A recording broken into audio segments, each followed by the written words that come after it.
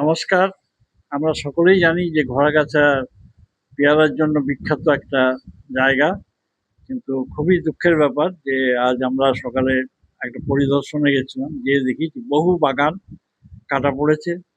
পেয়ারার জায়গায় অন্যান্য চাষ আরম্ভ হয়েছে এবং এর কারণ জানার জন্য আমরা একজন পেয়ারা চাষিকে নিয়ে এসেছি। তার মুখ থেকে আমরা শুনতে চাইবো। হ্যাঁ স্যার, আমরা পেয়ারার চাষ দীর্ঘদিন ধরে করেছি। পেয়ারার চাষটা আমাদের শিলের পরে খুব দুর্যোগ এসলো। শিলের পরে পেয়ারা গাছের ছাল সব নষ্ট হয়ে যাওয়ার কারণে পেয়ারাটা যে গোল হতো সে পেয়ারাটাকে লম্বা হচ্ছে। ওই কারণে লম্বা পেয়ারা মার্কেটে চলছে না। আর তারপরে আমাদের একটা দুর্যোগ এসে পক্স দাগ হয়ে যাচ্ছে সব পেয়ারাটাই, একটা ছিট দাগ হয়ে গিয়ে বাগান সব আমাদের কেটে দিতে হলো। তারপরে দেখা যাচ্ছে যে পেয়ারায় লাভ ভালো ছিল, কিন্তু ওই দুর্যোগের মধ্যে আমাদের পেয়ারায় আর লাভ হচ্ছে না। তারপর আমরা সবচেয়ে ক্ষতিকর করেছি, আমরা জৈব না দিয়ে আমরা রাসায়নিক সার দিয়েছি। জৈবর দিকে দেখাই। ক্রমাগত একই ধরনের চাষ করার জন্য কিন্তু সমস্যার সৃষ্টি হয়। একই জায়গায় একই ধরনের ফসল, ওই জন্য আমরা বারণ করি।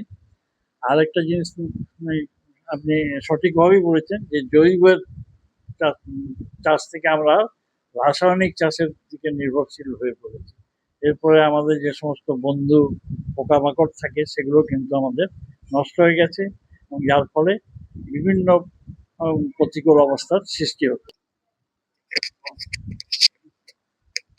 তবে স্যার আমরা এখন সবজি লাগাচ্ছি, তো পেয়ারা আমাদের আবার করতে হবে ওই জৈব সার ব্যবহার করে পেয়ারা আবার লাগাতে হবে, নাহলে পেয়ারা না লাগালে ওরকম প্রফিট হবে না। পেয়ারাতে পয়সা বেশি, কিন্তু বিষয় হচ্ছে আমাদের একটাই কারণ, আগে জমিগুলো নেমাটোর মারতে হবে। নেমাটোরের জন্য আমরা করছি, মার খেয়ে যাচ্ছি। নেমাটোরগুলো না থাকলে পেয়ারাটাই ভালো প্রফিট আছে। সবজি চাষে যেমন খাটনি বেশি আছে, পেয়ারায় তেমন খাটনি নাই।